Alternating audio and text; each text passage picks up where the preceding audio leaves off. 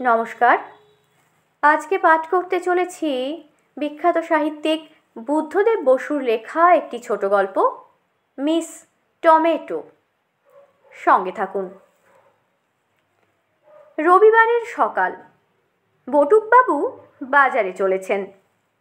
তার আঙুল ধরে গুটি গুটি পায়ে হেঁটে চলেছে তার 3 বছরের নাতি টুবলু, আর পিছন পিছন আসছে তার পুরনো প্রিয় চাকর কানাই। খানিক দূর এসে টুবলু বললে, দাদামণি কোলে নাও। বটুকবাবু বললেন, তখনই বললুম এসো না আমার সঙ্গে, শুনলে না তো কথা? ওরে কানাই! কানাই তাড়াতাড়ি এসে টুবলুকে কোলে নিতে গেল, কিন্তু টুবলু শক্ত হয়ে বললে, না দাদামণি, তুমি। অগত্যা দাদামণি নাতিকে কোলে নিয়ে চললেন। একটু পরে টুবলু বললে, দাদামণি ওখানে অত লোক কেন? ওই তো বাজার। ওই বাজার? ওখানে ডজন পাওয়া যায়? ডজন মানে লজেন্স। বাজারে গিয়েই তোমাকে এই ডজন কিনে দেবো, এখন নামো তো একটু কোল থেকে। টুবলু কোল থেকে নামলো। দাদামণির হাত ধরে গুটি গুটি পায়ে আবার হাঁটতে লাগলো। বাজারে ঢুকেই দুপাশে সারি সারি তরকারির দোকান। ছোট্ট গোল একটা আলু রাস্তার মাঝখানে পড়েছিল। তাতে হোঁচট খেয়ে টুবলু প্রায় পড়ছিল আর কি। টুবলু কেঁদে উঠল। দাদামণি তাড়াতাড়ি তাকে আবার কোলে নিয়ে বললেন, শট শট, কিচ্ছু হয়নি, চলো এক্ষুনি তোমাকে ডজন কিনে দিই। আলুটা বলে উঠল, কি এত বড় সাহস আমাকে লাথি মারা? কিন্তু তার কথা কেউ শুনতে পেল না। বটুকবাবু নাতিকে নিয়ে মনোহারি দোকানের দিকে চলে গেলেন। টুবলুর পায়ে লাথি খেয়ে আলুটা গড়াতে গড়াতে অনেক দূর চলে গেল। সে মনে মনে বললে, বাহ, কেমন জোরসে চলেছি আমি! কোথায় লাগে পাঞ্জাব মেল? ছুটতে ছুটতে একেবারে খিদিরপুর, আর সেখানে জাহাজে চড়ে। বলতে না বলতেই একটা ঝিঙের গায়ে ধাক্কা লেগে সে থেমে গেল। ঝিঙে চটে উঠে বললে, কেমন লোক তুমি, চোখ চেয়ে পথ চলতে পারো না? ভদ্রলোকের গায়ে ওরকম ধাক্কা দিতে আছে? আলু মুচকি হেসে বললে, ঝিঙে আবার ভদ্রলোক হলো কবে? কালে কালে কতই শুনবো। কি এত সাহস তোমার? ঝিঙে ভদ্রলোক নয়? তা তোমার আর কত বুদ্ধি হবে? সাধে কি আর লোকে বোকা ছেলেকে বলে আলু সেদ্ধ? আলু দীর্ঘশ্বাস ফেলে বললে, কি দিনকালই এলো, ঝিঙে উচ্ছে চাল কুমড়ো এরাও আবার কথা বলে। আমি হলাম গিয়ে আলু, আমার সঙ্গে নাকি আর কারো তুলনা। সাহেবদের টেবিলে ঝকঝকে বাসনে মাংসের পাশেই আমি গিয়ে বসি, তোমরা তো ভাবতে পারো। একটা লাউ তার লম্বা ঘাড় বেঁকিয়ে চুপ করে বসে সব কথা শুনছিল। এইবার বলে উঠল, আরে তুমি আর কদিনের ছেলে? কলম্বাস আমেরিকা আবিষ্কার করবার আগে তোমার কথা তো কেউ জানতোই না। জঙ্গলের মধ্যে পড়ে পড়ে ওই বাইসনের পেটে যেতে, আর আমরা হলাম সনাতন। কোন সত্য যুগ থেকে চলে আসছি। মহাভারতেও আমাদের কথা আছে, যুধিষ্ঠির বনবাসে গিয়ে ওই অলাবু ভক্ষণ করেই জীবন ধারণ করতেন, তা জানো? এমন সময় একজন ভদ্রলোক এসে 10 পয়সা দিয়ে লাউটি কিনে নিলেন।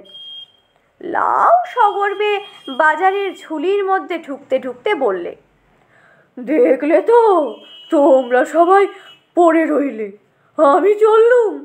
বোধ হচ্ছে কোনো রাজামশাইয়ের বাড়িতেই যাচ্ছি। 1 পয়সার একটি কুমড়োর ফালি তার পাশের পালং শাককে চুপি চুপি জিজ্ঞেস করলে, সত্যি নাকি ভাই, উনি কোনো রাজামশাইয়ের বাড়ি যাচ্ছেন? পালং শাক বললে, তুমিও পাগল, ওসব কথা বিশ্বাস করো? রাজার বাড়িতে তো আমার তো হামেশাই যাতায়াত, তাদের তো কোনোদিন লাউ ঘন্ট খেতেও দেখিনি। ওরা তো খাবার খান না, ভিটামিন খান। ভিটামিন কাকে বলে? তাও জানো না? না, তুমি নেহাত ছেলে মানুষ আছো দেখছি।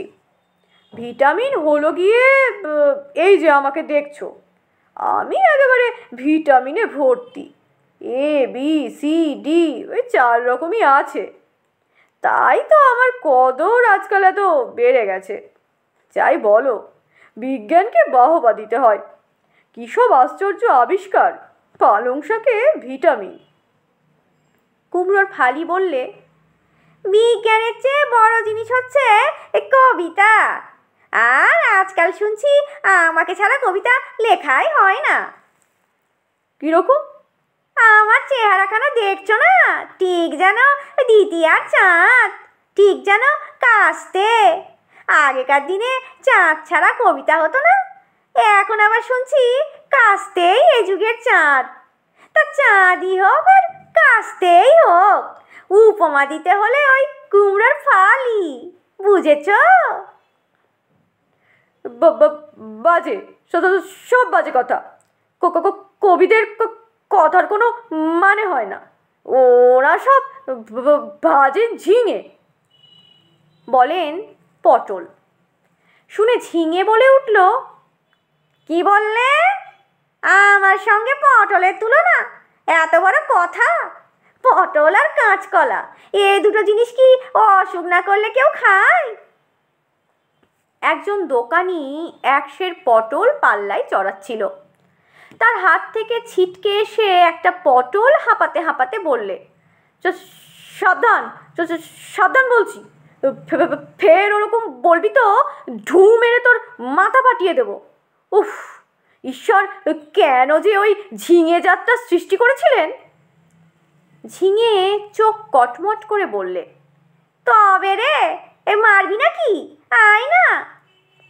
দুজনে প্রায় লেগে যাচ্ছে দেখে একটা মোটা সোটা গোলগাল বেগুন, টুকটুকে লাল একটি বিলিতি বেগুনকে ডেকে বললে, ছোট লোকগুলান কাণ্ড দেখো, কথায় কথায় মারামারি। বিলিতি বেগুন বললে, তুমি কে হে বাপু? তোমার সাহস তো বড় কম নয়, আমার সঙ্গে কথা বলতে আসো। বেগুন বললে, ভাই, তুমি আর আমি তো একই। একই? তুমি দেখছি একটি আকাট মূর্খ। তুমি হলে বেগুন আর আমি হলাম বিলিতি বেগুন, আকাশ পাতাল তফাত। তা তোমার দেশ কোথায়? বেগুন বলল, ময়মনসিং। আর তোমার? শেষের কথাটার জবাব না দিয়ে বিলিতি বেগুন বললে, আরে ছি ছি, একে তো তুমি নেটিভ নিগার কালা আদমি, তাই আবার বাঙাল। সরে যাও এখান থেকে। কেউ যদি দেখে ফেলে আমি তোমার সঙ্গে কথা বলছি, তাহলে ভাববে কি? ওই যে আলু তো আমার দিকেই তাকিয়ে আছে। ইস, লজ্জায় বাঁচি নে। আলু বিলিতি বেগুনের সঙ্গে কথা বলবারই সুযোগ খুঁজছিল। এইবার গলা খাকারে দিয়ে বললে, good morning miss tomato. Good morning mister potato. আলু বললে, হ্যাট ফ্যাট ম্যাডাম। বিলিতি বেগুন বললে, বেড রেড ডগ গট। আলু বাংলা উচ্চারণটা একটু বাঁকা করে বললে, আপনি এই নেটিভ লোকদের সঙ্গে মিশবেন না, ওরা ভুল বোঝে। একটু লাই দিলেই মাথায় চড়ে বসতে চায়। ওই বেগুনটার বেয়াদুপি দেখলেন তো? বাংলা উচ্চারণ আরও একটু বাঁকা করে বিলিতি বেগুন বলল, আর বলবেন না, লোকটার আস্পর্ধা দেখে আমি তো অবাক। গায়ের রংখানা দেখেছেন? ইস, মরে যায় মরে যায়।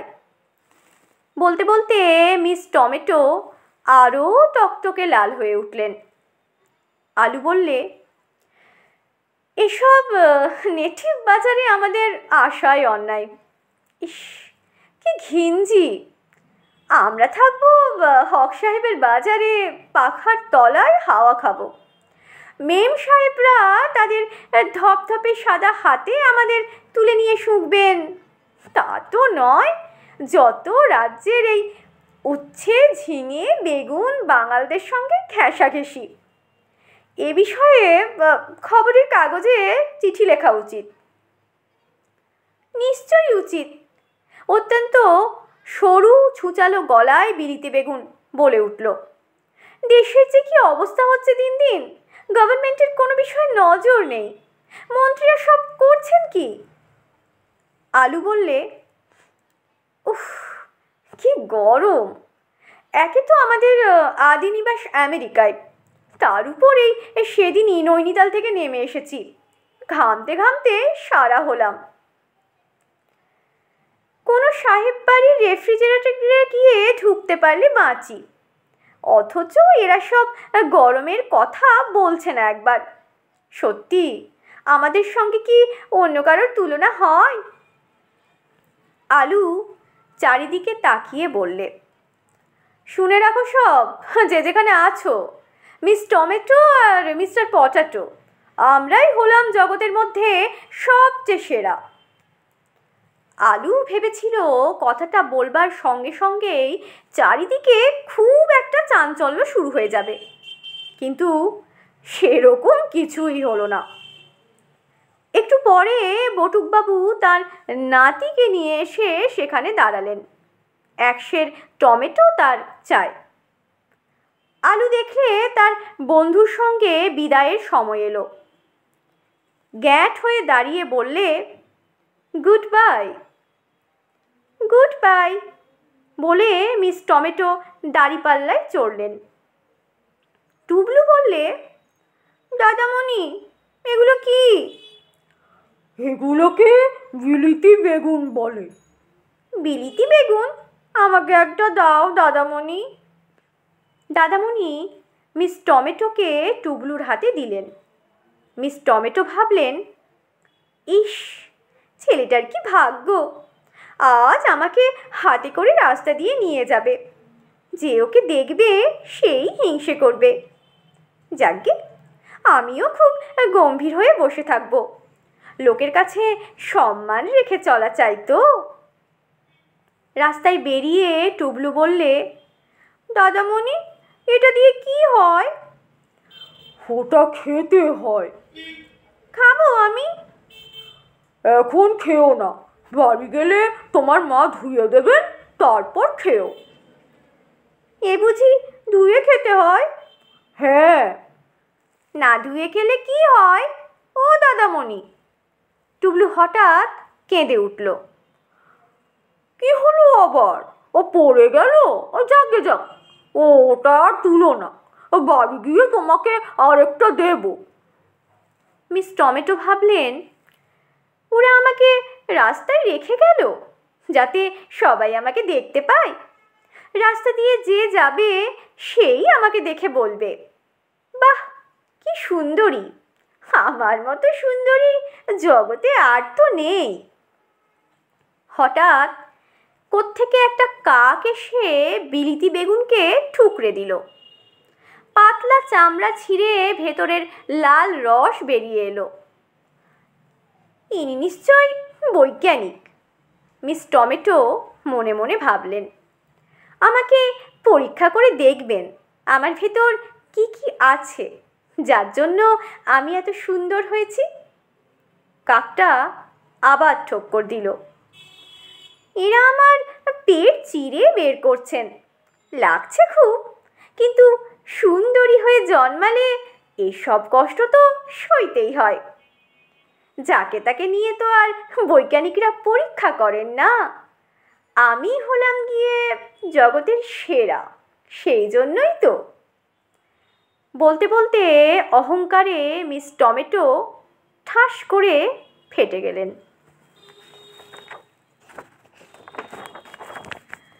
এতক্ষণ শুনছিলেন লেখক বুদ্ধদেব বসুর লেখা একটি ছোট গল্প মিস টমেটো। গল্পটির পাঠ এখানেই শেষ হলো। ধন্যবাদ।